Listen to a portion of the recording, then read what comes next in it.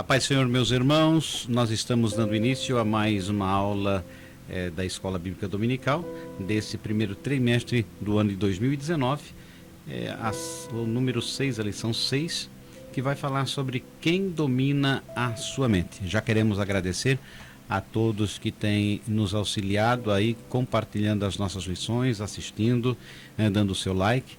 E também aí na descrição do nosso vídeo você vai ter o endereço do nosso blog e também aí a oportunidade de estar baixando livros e aprendendo um pouco mais com os materiais que são um subsídio para você ter aí para estudar a palavra do Senhor.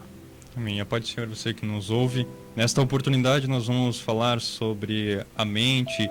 O comentarista desde o início vem trazendo para nós a lição de que enfrentamos nessa batalha ao menos dois inimigos, um inimigo externo, que é o diabo e seus anjos, nós já vimos isso, e agora sobre o inimigo interno, a consciência, a concupiscência também, quando afeta a carne, e a consciência em especial, quando afeta a mente, é o que vamos abordar nessa lição de hoje.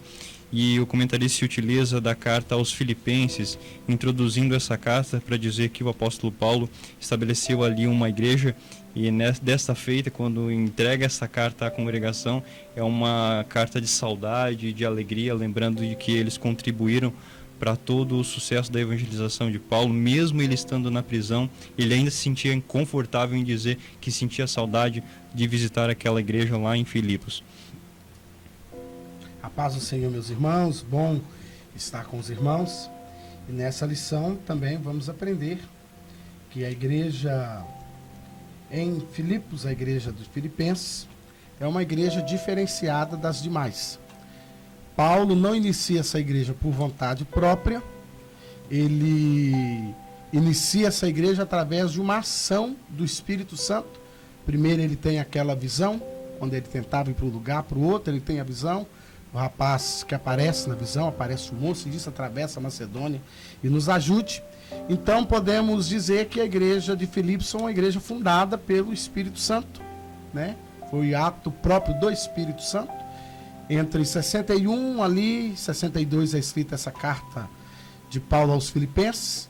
E esta é a igreja que nós vamos tratar para podermos entender como vencer as nossas próprias batalhas, entendendo que mesmo na adversidade que Paulo estava atravessando, ele conseguiu escrever uma carta de alegria, doutrinando os irmãos e falando da sua satisfação, sendo também que ele considerava e tinha como aquela igreja sendo a coroa do ministério de Paulo. A coroa no sentido da recompensa. Ele viu ali a recompensa do seu trabalho, a recompensa do seu esforço, pois ele chega num lugar e começa a pregar na beira de um rio. Né? Não era uma sinagoga, não era um lugar comum, e dali as pessoas se agregam, há ali as primeiras conversões, e a igreja do Senhor cresce ali, a igreja do Senhor cresce ali, trazendo frutos e tornando-se uma igreja importantíssima no ministério de Paulo. E como nós, lendo o capítulo 16, 15 de Atos dos Apóstolos, aonde você vai ter a referência, é fácil perceber que Paulo ele tem grandes dificuldades em Filipos, essa cidade que era de domínio romano e aonde eles tinham uma influência muito grande da cultura grega ainda. Então, para eles que estavam agora servindo ao Senhor, eles haviam um grande conflito em adorar somente a Jesus, enquanto que o próprio imperador exigia o culto a ele. Então, essa igreja foi fundada com Paulo indo para a prisão. Nós temos lá quando a célebre circunstância em que Paulo ele é colocado na prisão junto com Silas, e ali o cárcere treme e o próprio carcereiro tenta tirar a sua vida. É naquele momento ali que ele diz: crê no Senhor Jesus Cristo e serás salvo tu e a tua casa. Então Paulo, ele mesmo em circunstâncias adversas, em situações contrárias, ele consegue, através do Espírito Santo, não se sentir intimidado. Isso é interessante, quando o fruto do teu trabalho vem após a tua labuta, teu trabalho, teu esforço, aquilo que Cristo nos pede, né? A nossa convicção que a obra realmente é do Senhor, e não teremos só facilidade para implementar um trabalho ou alguma coisa, precisamos do esforço da nossa vontade, porque a obra final é de Cristo, mas nós precisamos nos esforçar. E Paulo escreve essa carta falando de alegria, muitas vezes estando ele na prisão em Roma, em meio a uma circunstância tão difícil. Quer dizer, ele fala como se estivesse na sua casa, tranquilo, ainda com muitos projetos para serem realizados. No entanto, ele não está fora, ele está aprisionado. E ele fala para os irmãos: alegrai-vos no Senhor. E isso nos dá aquela motivação, porque por vezes, quando estamos em dificuldades ou com lutas, a tendência nossa é nos fecharmos, é desanimarmos. Ou quando alguém nos traz uma palavra que não é do nosso agrado, nos entristece, é desanimarmos e tentarmos parar na caminhada. E apesar de não ser uma carta doutrinária, mas uma carta de saudação, ainda é possível visualizar nessa escritura, nas escrituras sagradas, que a igreja de Filipos ele enfrentava então essa dificuldade externa, tal qual a batalha espiritual que hoje nós também batalhamos, enfrentamos, que era aqui a adoração ao imperador romano, e também uma dificuldade, um inimigo interno, que era a discussão que havia ali entre Evódia e Sintique, um conflito entre os irmãos. Enfim, tudo isso para dizer que Paulo escreve ali no capítulo 4 aos Filipenses, versículo 7, que a paz de Deus que excede todo entendimento, este vos guardará o vosso coração e o vosso sentimento em Cristo Jesus. E é interessante que, só para agregar, Evódia, na verdade, quer dizer doce fragrância, e Sintique, boa sorte.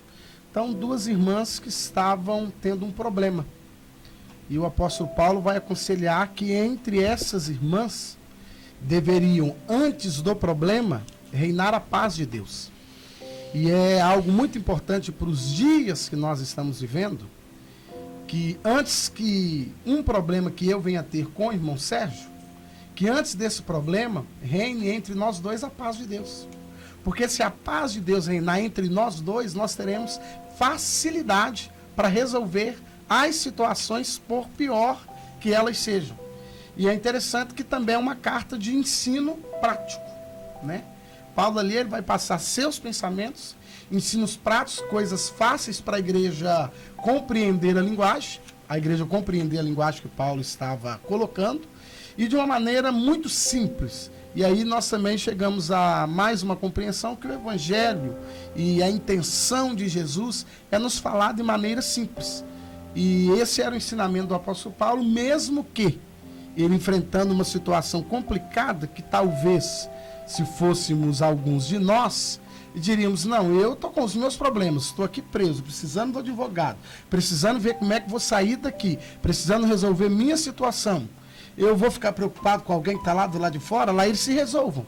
Aí nós vamos aprender com Paulo que a igreja do Senhor Jesus, ela como um todo, ela é um corpo. E ela sendo um corpo, nós nos preocupamos uns com os outros, nós nos preocupamos com as causas dos outros. E interessante para nós, irmãos, que é necessário, algo muito necessário para a igreja atual, para nós como igreja. Antes de tudo, termos em mente a alegria do Senhor e a paz de Deus reinando em nossos corações.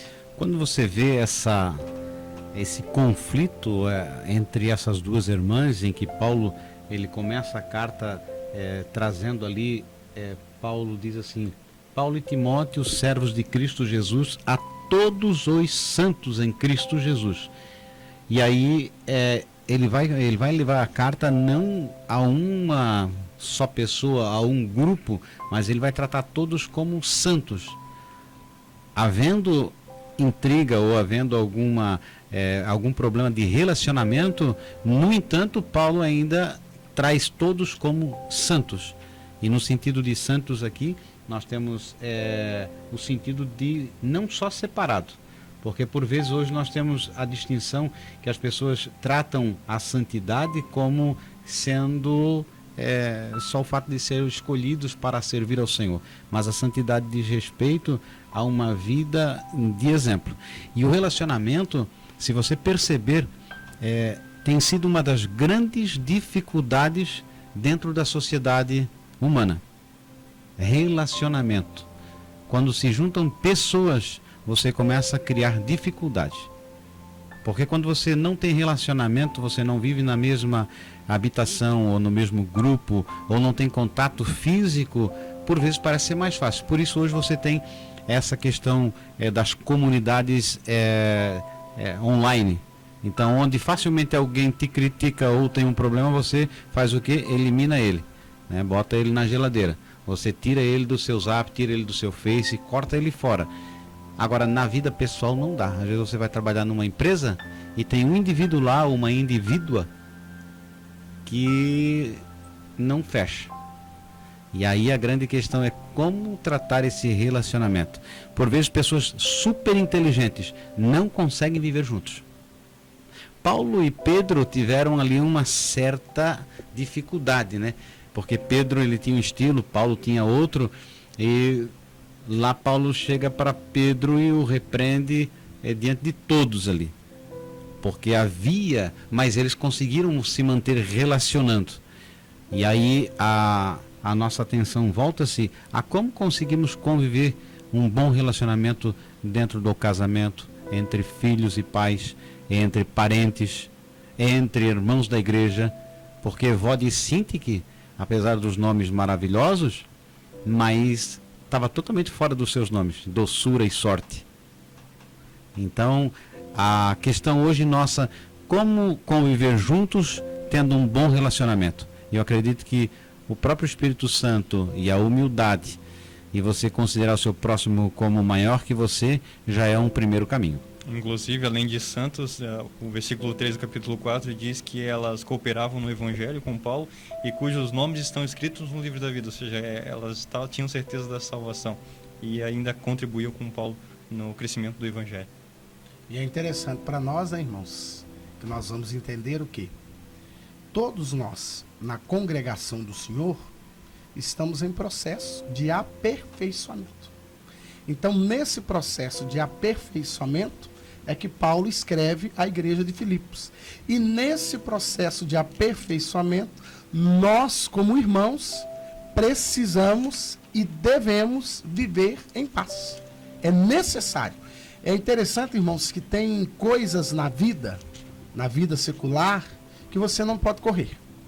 E se tem algo na vida cristã que não pode estar ausente da minha conduta, e é isso que Paulo ensina a igreja em Filipos, é o seguinte: pode estar ausente tudo na minha vida, mas duas coisas não se ausentam do verdadeiro cristão: a alegria do Senhor, que é essa alegria do Senhor que Paulo fala, é a alegria da salvação, e outra coisa que não se ausenta em hipótese alguma de mim, independente das circunstâncias: paz.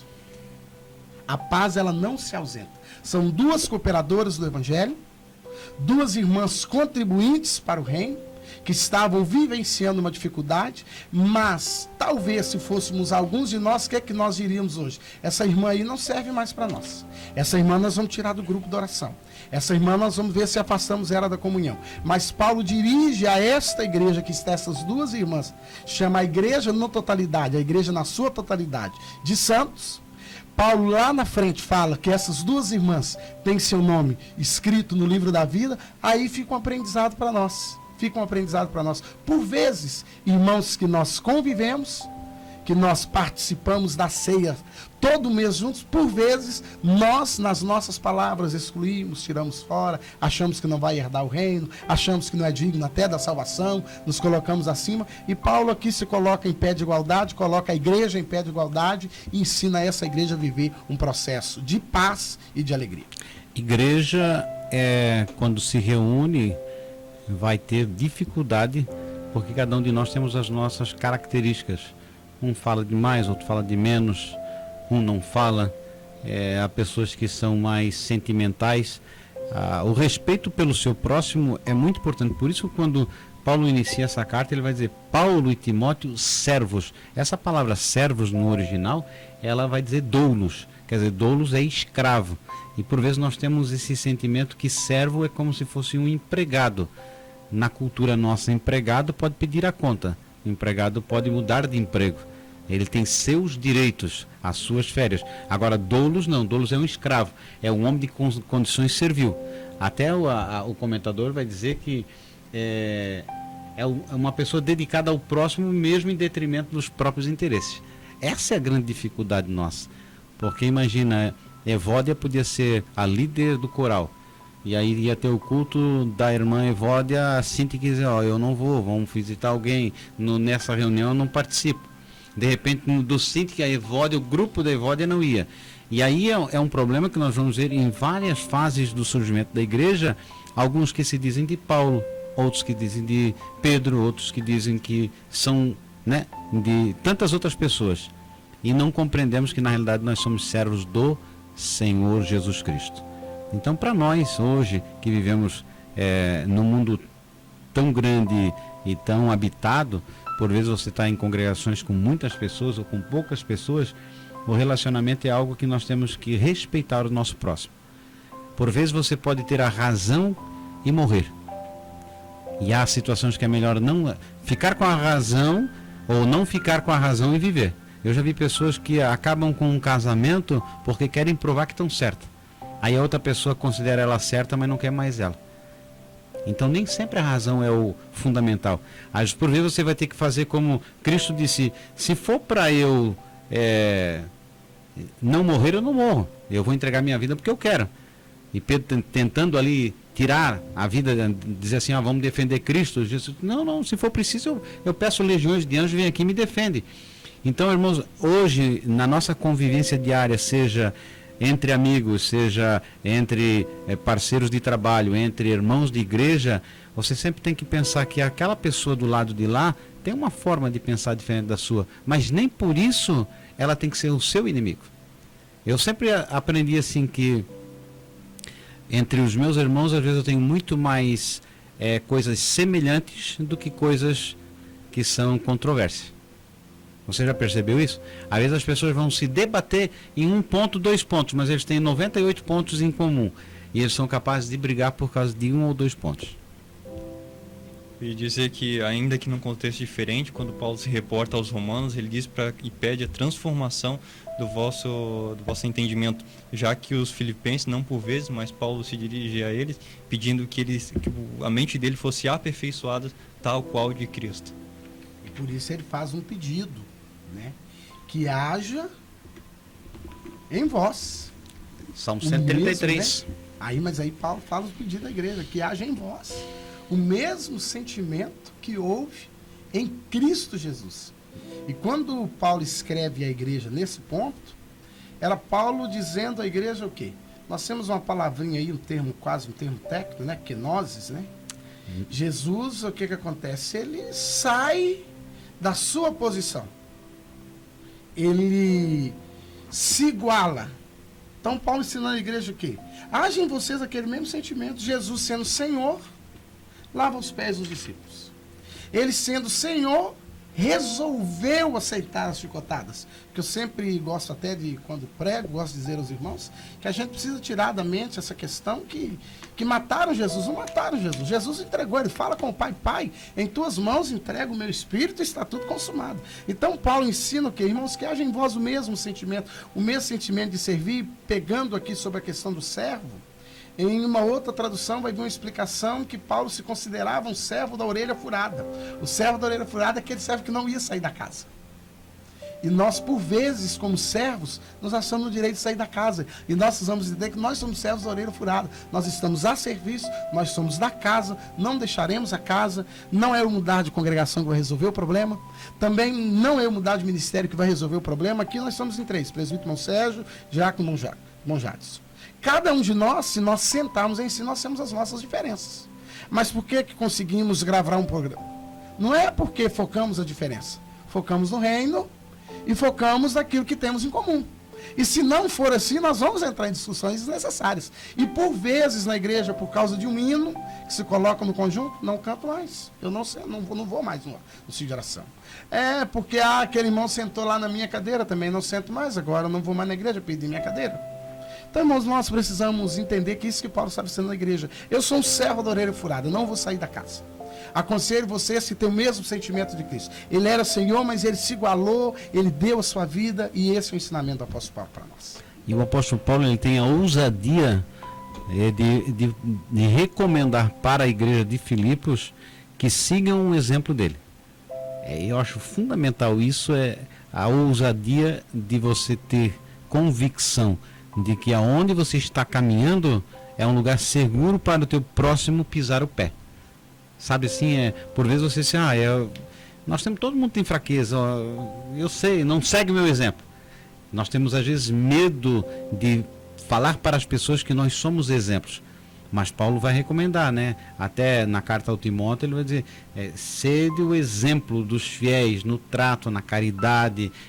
Então nós, como chamados para fora, a eclésia, como aqueles que foram comprados pelo sangue de Cristo, que tem o papel de ser sal e luz, nós temos que ser um exemplo não só para a igreja, mas para o mundo. Um exemplo de bom relacionamento. E eu digo mais, Paulo, nessa circunstância que se encontrava de prisão, ele pôde trazer aí um alento para aquela igreja, assim, deixa disso, né? Se abraçam, se unem e vão trabalhar para o reino do Senhor. Então você que convive com pessoas, saiba que muitas vezes você pensa em mudar a opinião do teu próximo. Agora imagine que o teu próximo também tenta mudar a sua opinião. Então são dois tentando mudar a opinião do próximo. No entanto, isso não leva a nada, porque somente a pessoa que tem humildade para reconhecer que está errado e vai mudar. Se ela não tiver humildade, ela nunca muda. Então conte com o Espírito Santo para poder conviver e viver em paz, como disse o Salmo 133, quão bom e quão suave é que os irmãos vivam em união. Então, resumindo o nosso primeiro ponto, nós estamos tratando de uma carta a um povo que agora não é mais judeus, mas são gentios, a primeira igreja formada na Europa, não por um planejamento missionário, mas por uma revelação divina, é a conclusão daquilo que o Espírito Santo colocou. Então essa igreja, ela surge do coração de Deus, é uma igreja que trouxe suor. Paulo apanhou, literalmente, foi aprisionado, teve grandes problemas e dificuldades, porém ele lembra dessa igreja como uma igreja amada, e que nós possamos ter esse sentimento de podermos ser referenciado como uma igreja que vive em união.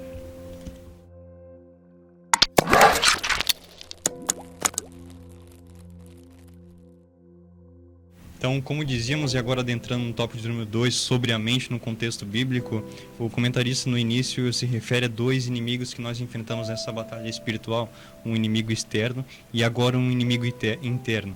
O inimigo interno e o inimigo externo podem atingir o corpo através das concupiscências, mas também, por vezes, a nossa mente, nosso intelecto, os pensamentos, que é o que vamos abordar nesta ocasião. E dizer, já referindo-se a Paulo, quando escreve aos Romanos, que ele pede e suplica, inclusive pedindo compaixão de Deus, para que os irmãos ali apresentassem o seu corpo como um todo. Então, se nós nos resguardamos também o nosso corpo para apresentá-lo santo, agradável a Deus, também a nossa mente está incluída nesse contexto, e o inimigo por vezes também enfrenta e atinge-nos, tanto é que uma das ferramentas ali que nós cristãos utilizamos é o capacete da salvação, que vamos abordar mais à frente. Interessante, irmãos, que na questão de mente, eu preciso entender que a minha mente, para ela ser renovada, depende 100% do que eu me alimento, do que eu leio, do que eu vejo, do que eu escuto. Por vezes, eu sou abordado e perguntado: eu posso ouvir uma música? Não, eu já respondo não. Não, mas isso aqui é uma música, é uma MPB clássica? Não. Nós temos N hinos de louvores a Deus e adoração. Eu posso ler uma literatura baseada no Espiritismo só para base de conhecimento? Eu falo, não, irmão, se você quiser conhecer tudo, leia a Bíblia. E para dizer bem aos irmãos que para minha mente ser renovada, eu vou ter que ser seleto no que vejo, eu vou ter que ser seleto no que escuto, eu tenho que ser. Eu preciso entender que a partir do momento que eu aceitei a Jesus, que eu aceitei o seu reino, eu aceitei não só a proposta da bênção que o reino me propõe, mas eu aceito as condições de um novo súdito. E súdito não escolhe lei. Súdito não escolhe o que quer fazer. Súdito faz o que está pré-determinado.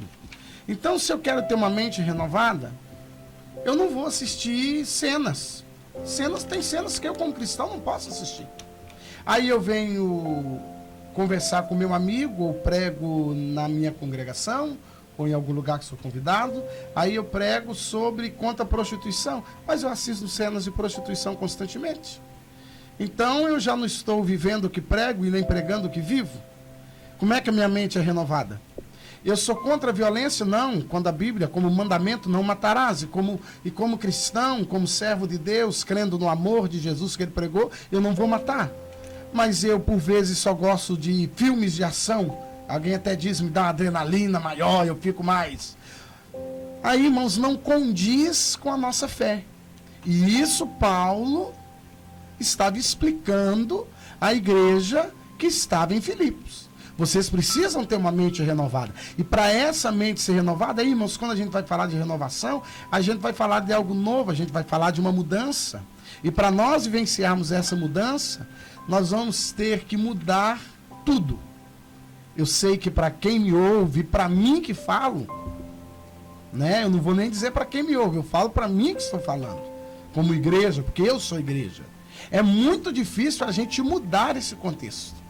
Eu não assisto isso, não assisto aquilo, não compactuo com aquilo, não vou dar risada daquilo ali, não vou achar graça. Então, irmãos, por vezes nós precisamos entender que a nossa mente, e foi isso que Paulo aconselha, vocês precisam ter a mente de Cristo. Interessante que quando o autor ele começa ali dizendo que a mente como faculdade psicológica, ela tem sido alvo durante muitos anos, séculos, de observação. É um membro do corpo que suscita muitos estudos. Hoje já tem-se conhecimento quais as partes do cérebro do ser humano que tem a emoção, que tem a parte lógica, de como funciona o mecanismo, mas ainda estão se arranhando muito. Então é incrível você perceber a capacidade que o ser humano tem através desse cérebro, que é a cabeça, dele tomar decisões, dele tomar rumo da sua vida.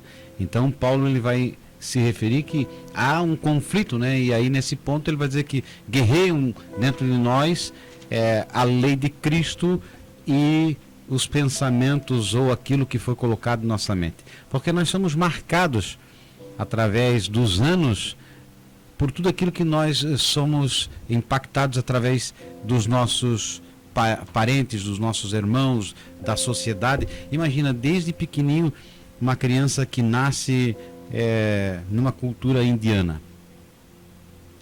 Qual é o impacto que tem as orações, as devoções aos milhares e milhões de deuses, ou na África, ou numa religião avessa à cristandade?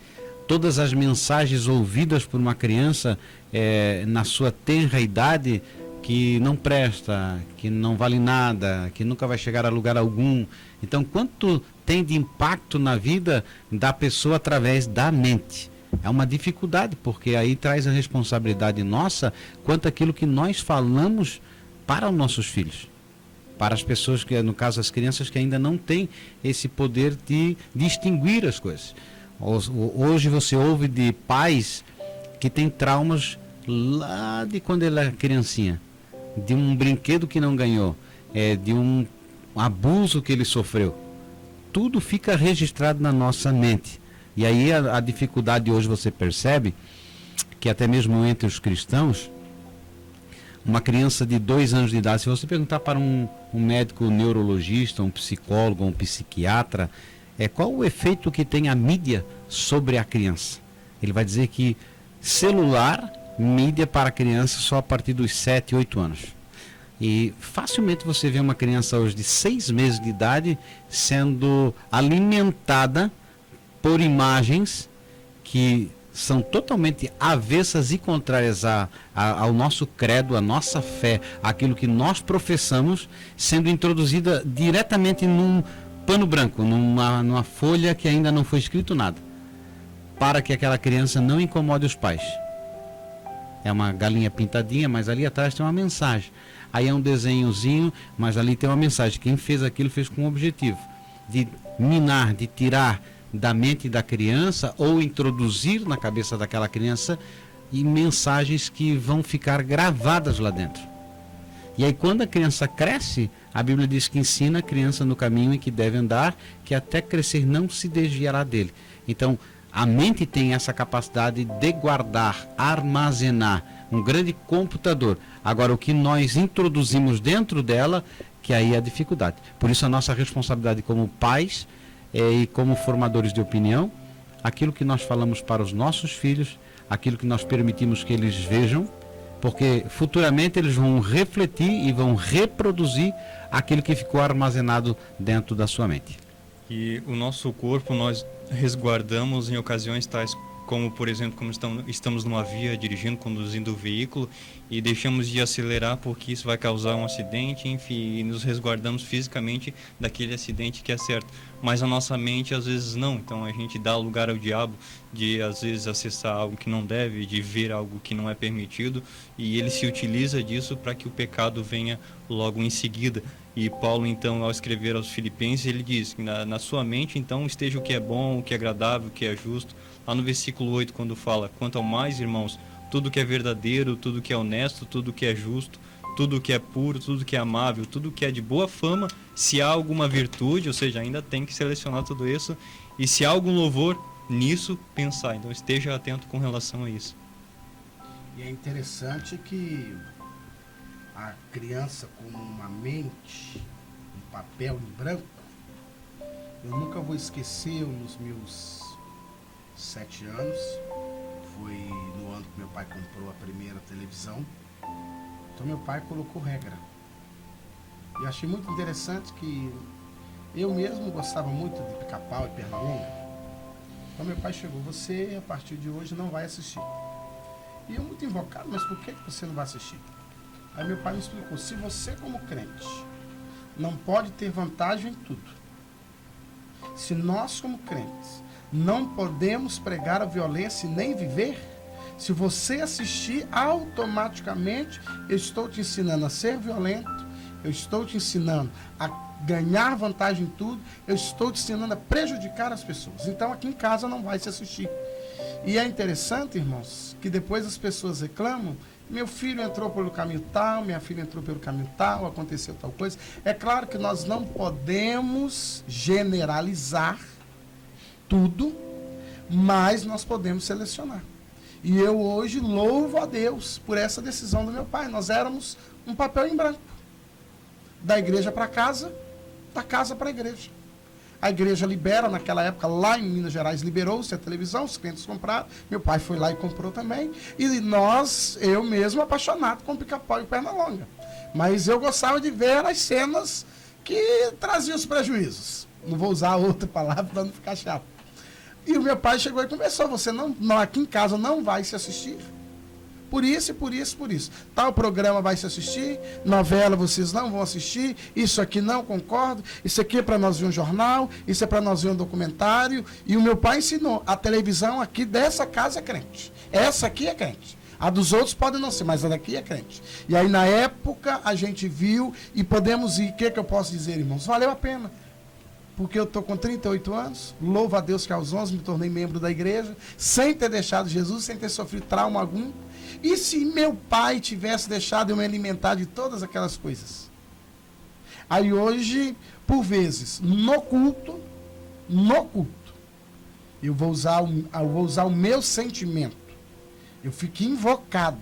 No culto, os pais entregam para os filhos o celular.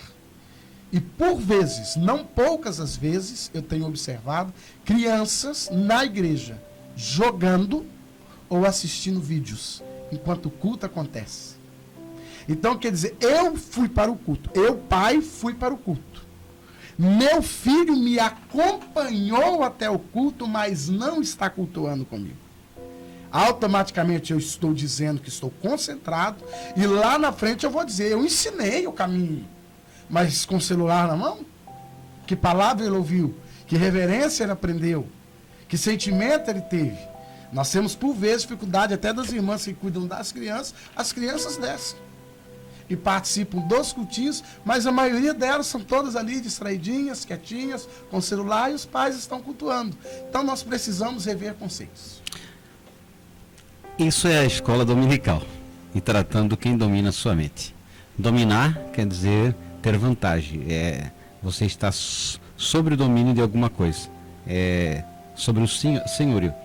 E quando você pega uma criança pequena, ela está com um mês, dá uma cólica, alguma coisa. Agora o Jadson, que é pai de primeira viagem, está com poucos meses, a mãe vai preparar um chazinho, né, quando já pode tomar chazinho. E o que a mãe faz? A mãe vai lá e vai botar um pouco de açúcar, porque ela vai botar na boca e dizer, não, mas ela está amargo. Isso é o gosto dela, não é o gosto da criança. E aí ela vai introduzir no gosto da criança o gosto dela. A criança não sabe diferenciar se está amargo ou se está doce, porque ela não tomou ainda o doce. Aí a partir do momento que ela tomar o doce, ela não quer mais o amargo. Então, é como você introduzir. Tem crianças que estão com 6 anos nunca beberam refrigerante, porque foram educadas assim. Então, muitas coisas que as crianças fazem, ou a grande maioria, é o reflexo dos pais na criança. E isso tudo é impactado na nossa mente, porque é uma grande responsabilidade. A Bíblia vai dizer que as crianças, os filhos, são herança do Senhor. Não é nossa, é do Senhor. E nós teremos que apresentar os nossos filhos diante de Deus, assim como temos que apresentar a nossa esposa, apresentar tudo que Ele tem colocado nas nossas mãos com grande responsabilidade. Então, partindo do intelecto, nós vamos entrar dentro da parte quando fala da mente como espírito e como coração. E apenas para dizer aqui que com relação ainda ao domínio da mente, nós temos entendimento aqui, e a dificuldade de alguns que por vezes se perguntam, né, mas como eu vou parar de pensar em pecar? Ele já está pensando em pecar, então aí ele se pergunta, como é que eu vou parar de pensar? E aqui, para trazer um pensamento ou um ensino secular, mas que está dentro do nosso aprendizado nessa oportunidade, psiquiatras e psicanalistas, a exemplo de Augusto Cury, já me perdoe se eu não pronunciei errado o nome dele, eles dizem que o processo de construção do nosso pensamento acontece como que durante a vida nós vamos abrindo janelas de pensamentos. Aí, em determinadas circunstâncias, eu vou lá e recorro àquela janela e abro de novo. Então, assim, se durante a vida eu vou construindo janelas que me dão lugar, que vão dar lugar ao pecado, eu preciso então recorrer a Cristo para que aquelas janelas sejam desconstruídas. E assim funciona o processo de pensamento, a mente, e que o cristão também precisa entender, porque é verdade, acontece muito de pessoas se perguntarem como é que eu vou deixar de pensar em pecar. Ele já está pensando em pecar porque em determinada ocasião ele já abriu aquela janela, teve a oportunidade, o contato com o pecado, e aquela janela foi aberta, ele ainda não conseguiu desconstruir daquilo, mas que ele vai conseguir agora através de Cristo. E é isso que Paulo está ensinando à igreja. Vamos pegar essas centenas de janelas que nós abrimos ao longo da nossa vida. Vamos nos tornar senhor dessa janela, a tal ponto de permitir que o Evangelho levante uma parede nessas janelas e que nos momentos de dificuldades da minha vida eu não recorra mais às janelas, porque elas não existem. Por isso que Paulo vai referir a igreja como santos. E eu tenho que dominar. Paulo vai dizer que todas as coisas me são lícitas, mas nem todas me convêm. E a gente só fica nesse ponto, mas continua lá. Mas eu. Ele não fala, não é o Espírito Santo, não é Deus. Ele fala, mas eu não vou deixar me dominar por nenhuma delas. Então, irmãos, o domínio é nosso. Nós somos Senhor. E nós ainda precisamos aprender outra coisa interessantíssima. Nós temos a ajuda, uma ajuda crucial do Espírito Santo. Eu acho muito interessante, eu creio que os irmãos que me ouvem já vivenciou essa experiência. Eu, por vezes, quis fazer certas coisas. Não fiz porque eu não tive a vontade, não é essa. Eu não fiz porque eu senti claramente a tristeza do Espírito Santo se eu fizesse. Então eu sentia. Então eu falava, eu posso, eu quero, mas ele vai ficar tão triste. E provavelmente depois de triste ele me deixa. E se ele me deixar eu não consigo. Então eu recorri, Espírito Santo, me ajuda a vencer isso aqui. E nunca houve, em alguma ocasião, que ele não me ajudasse a vencer. Por isso como está sendo tratado esse assunto, é algo extremamente importante, aquilo que você se alimenta, aquilo que você vê. E o pensamento, nasce tudo no pensamento. Tudo nasce. Eu quero comprar um carro, você já começa a imaginar o carro que você quer. Aí você olha para um lado, olha para o outro, olha o estilo, aquilo que você mais aprecia e começa a criar na sua cabeça aquele desejo. Daqui mais um pouco, quando você vê, você comprou aquilo que você desejou. Aí eu quero fazer uma casa. Aí você começa a imaginar, antes de fazer o desenho no papel, já está na cabeça. Então por isso Jesus ainda vai dizer assim, ó, que no tempo da lei, o adultério era tratado quando havia consumação, quando as pessoas se juntavam.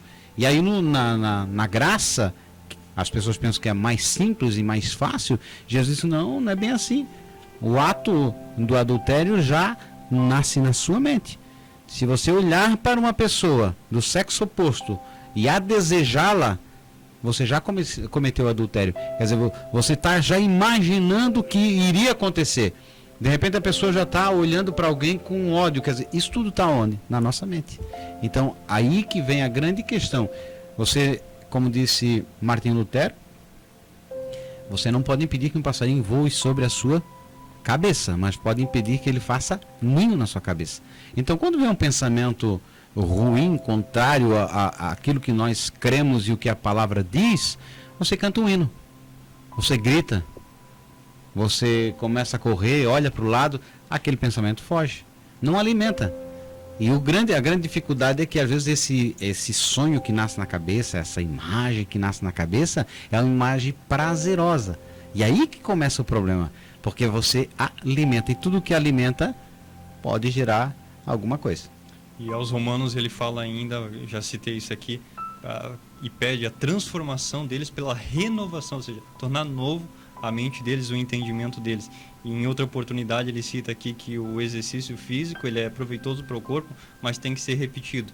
E a mente, como é que nós fazemos? Através da oração. Hoje ainda, pela graça de Deus, busquei a Deus pela manhã e ali tive uma oportunidade de me encontrar com Deus. O corpo ali, e na consagração o corpo está ali, entregue ao Senhor, mas a nossa mente está ligada com Ele. Nós estamos trabalhando, nos aperfeiçoando, crescendo em Cristo. Nós temos agora, para finalizar, a Bíblia vai tratar também a nossa mente como coração. E interessante que a Bíblia vai mostrar que do coração, sabe, Salomão vai falar que procede a saída da vida. Eles então se cuida bem dele. E é interessante, irmãos, que nós, como igreja, precisamos cuidar. Porque a mente a gente pensa e no coração a gente guarda. E o que é que eu vou guardando ao longo da vida? O presbítero Monserrat abordou aqui questão de traumas. Eu guardo lá. Agora, quando a minha mente era renovada, esses traumas são liberados. Eu não preciso fazer regressão. Eu não preciso voltar no passado. Não preciso nada disso. A minha mente vai sendo renovada. E por isso que Paulo faz esse incentivo. Olha, pelo amor de Deus. É pelo amor de Deus. Tenha uma mente renovada. Que se a mente for renovada, aquilo que estava guardado, eu costumo dizer para minha esposa de vez em quando, assim, que o nosso coração é um baúzinho, né? Que a gente costuma ter um baú e vai amontoando coisas, guardando coisas, ainda gosta de trancar. Mas se a minha mente for renovada, irmãos, esse baú é aberto, o Espírito Santo entra, ele limpa, ele trabalha, tira as tristezas. Por que as pessoas se jogam do alto dos prédios? Tristezas. Que está guardada não é na mente, lá no coração. Por que a pessoa vai lá e... Nós vemos no Brasil, não podemos deixar, porque a escola dominical também trata de coisas que estão acontecendo na atualidade. Por que nós vemos um país que cresce assim, de uma maneira até agora assustadora, feminicídio?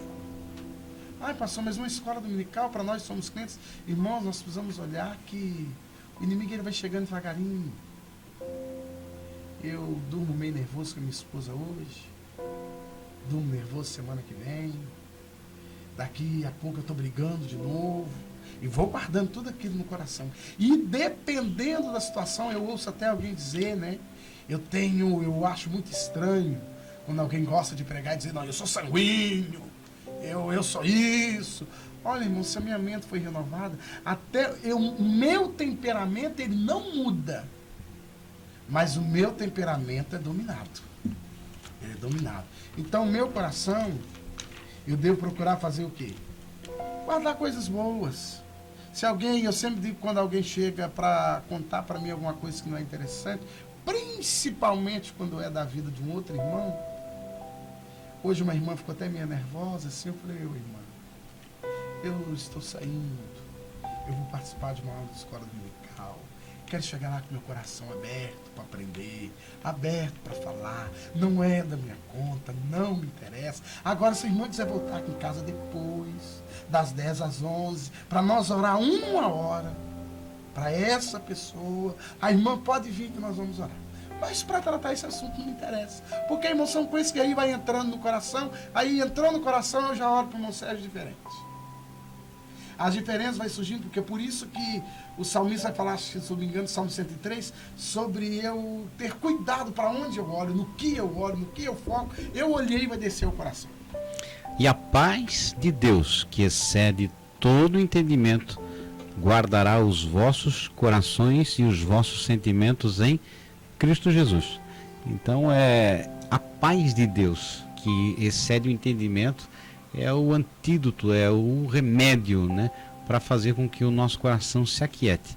E é interessante notar que quando se fala, é claro, coração, é esse lado figurativo, porque o coração que bombeia, ele por vezes pode ter acesso a ser substituído por um de plástico, sei lá, ou o coração de outra pessoa. E agora imagina se você pega o coração de uma pessoa que era ruim e vem para dentro do seu coração, quer dizer, você vai... Não, é claro que quando fala de coração, nós temos aí a ideia, como disse o pastor Luciano, ele desce ao nosso coração nesse sentido figurado. É onde nós guardamos. É como nós tivéssemos assim, uma gavetinha, a mente, mas está aqui na gavetinha do coração.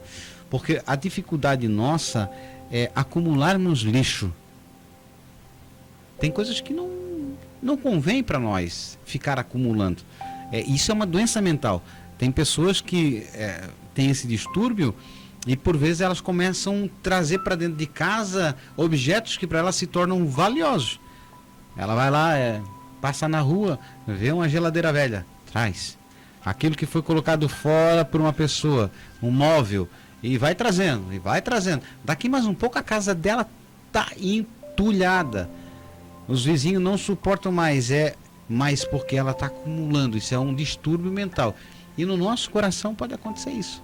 Há pessoas que têm prazer em ouvir notícias ruins. Se juntam para ouvir o que o outro falou.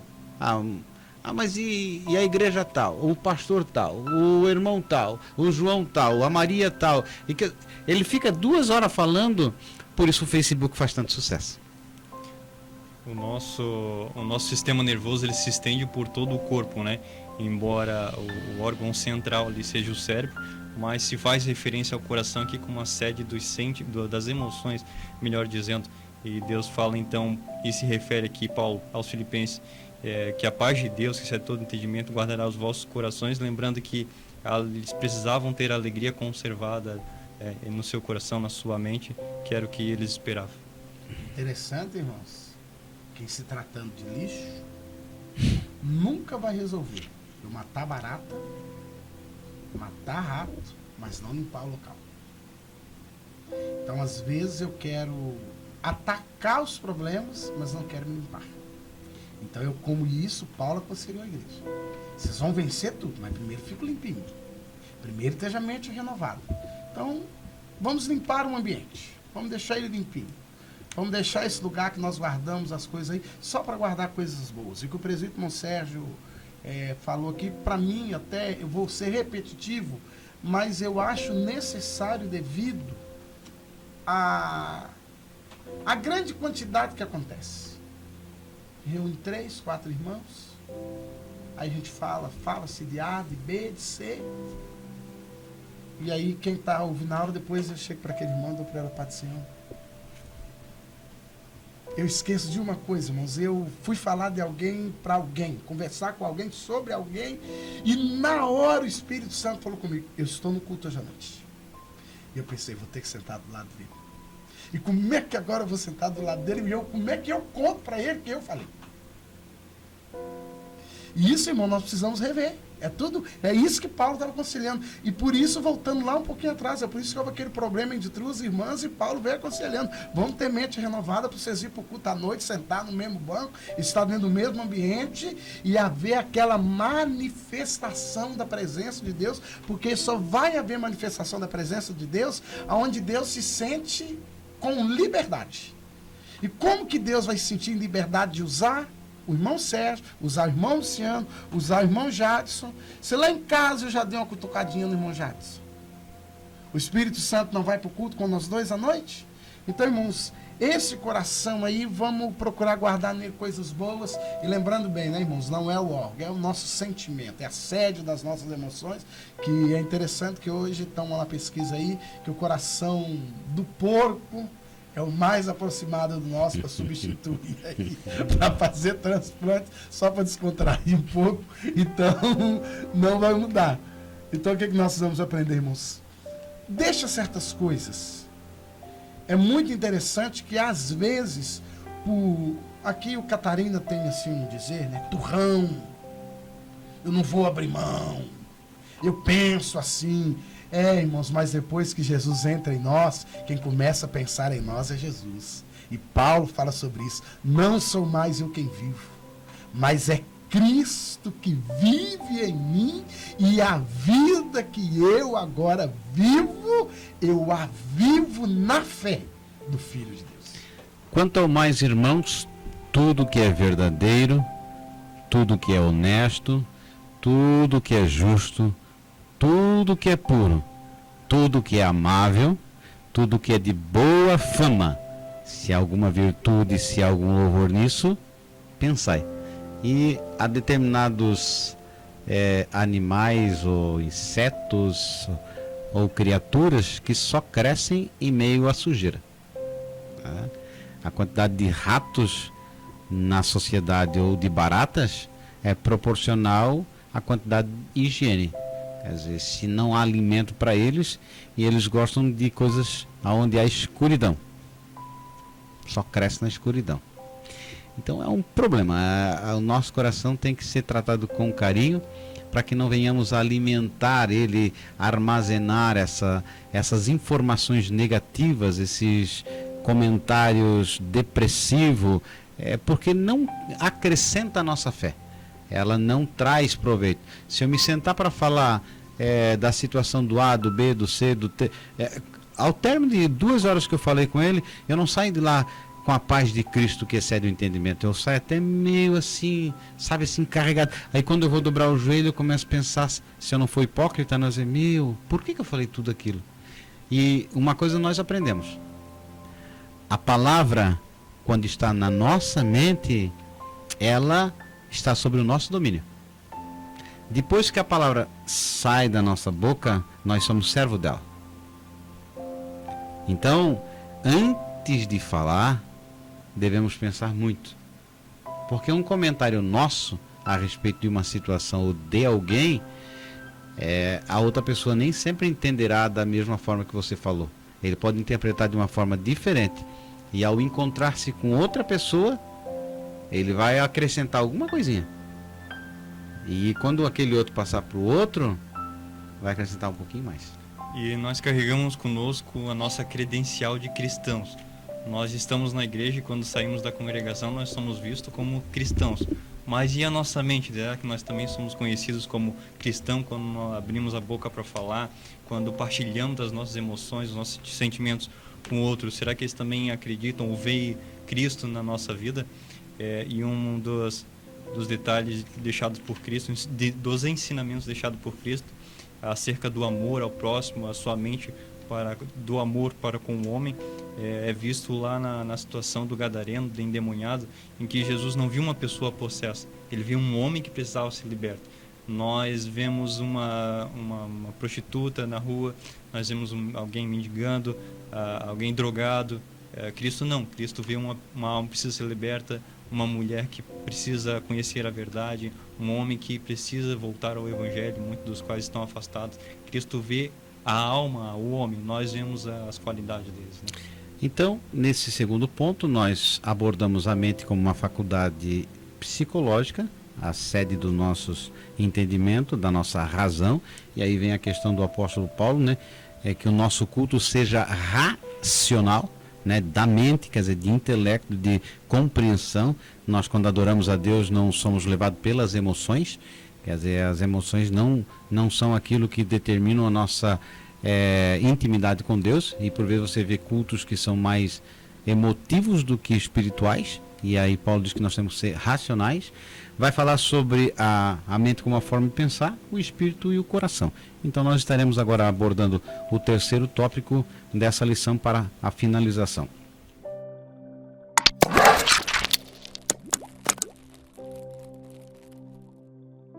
Queridos irmãos, continuando sobre a mente de Cristo, porque nós viemos tratando sempre dessa renovação da mente, e Paulo aconselhando a igreja que tivesse o mesmo sentimento ou tivesse a mente de Cristo.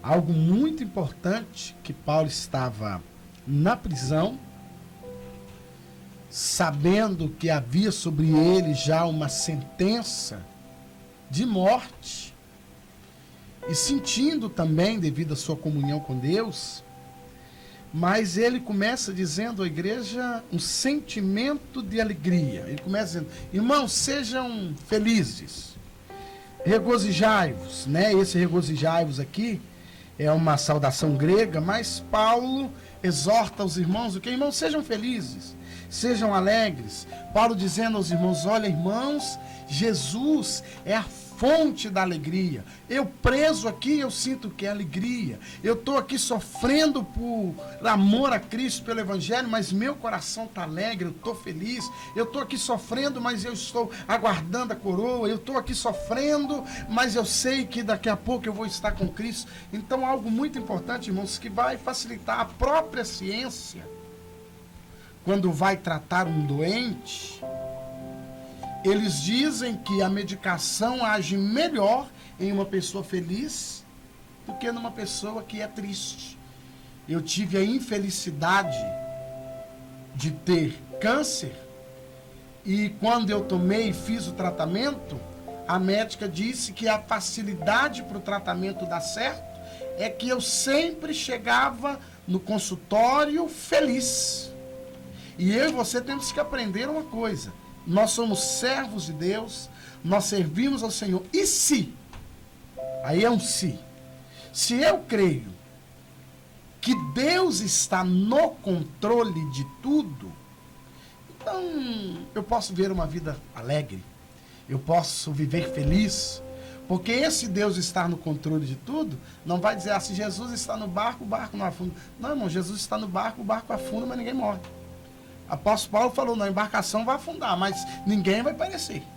Jesus está no barco, não tem... Não, irmão, Jesus está no barco, tem tempestade, a água entra para dentro do barco, a gente entra em desespero, mas ele nos socorre. E é isso que Paulo está dizendo.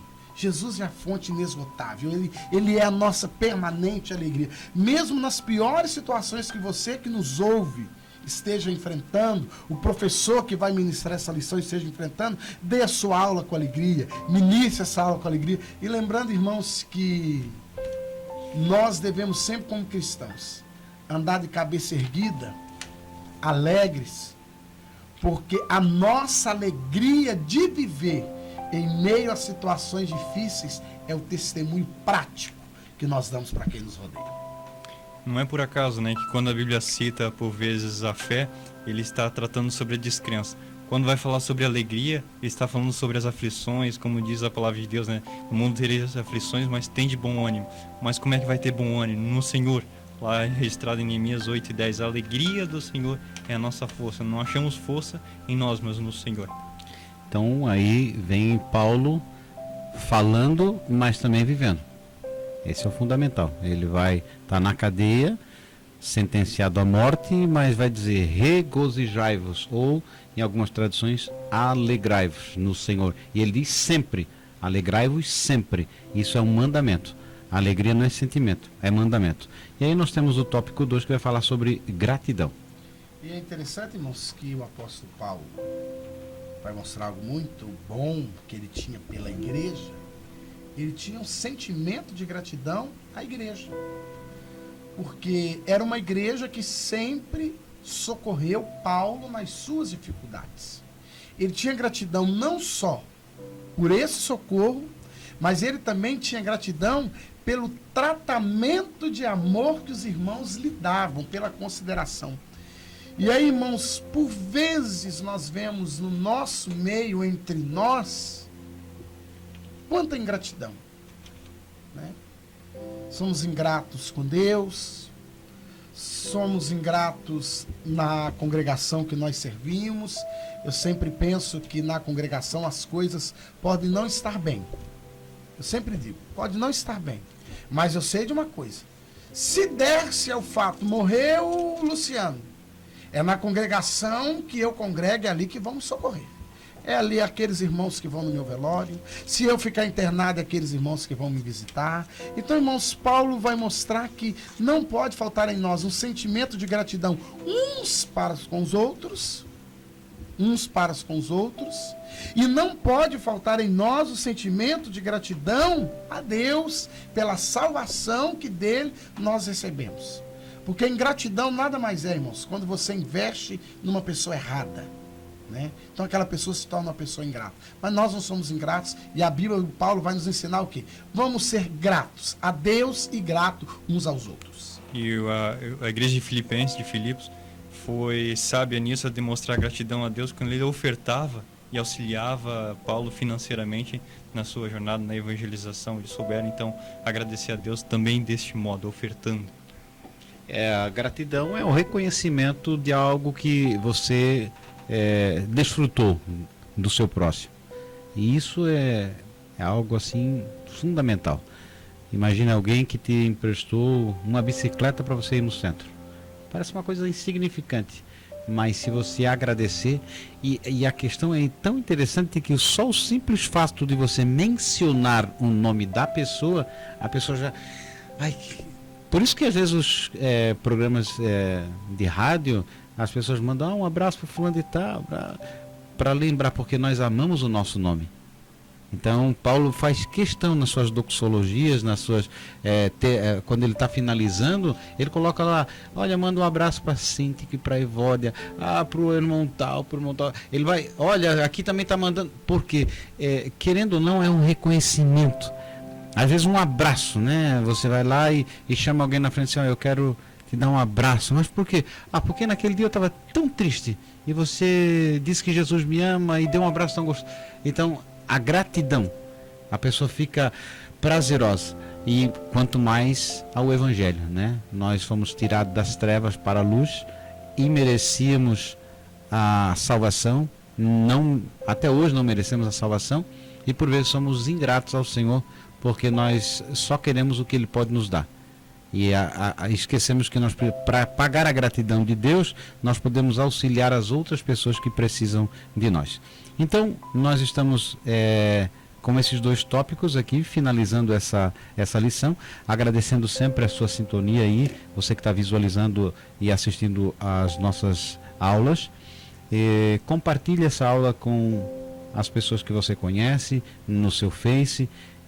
Se inscreva no canal, bota lá o sininho lá para você estar sempre recebendo essa mensagem.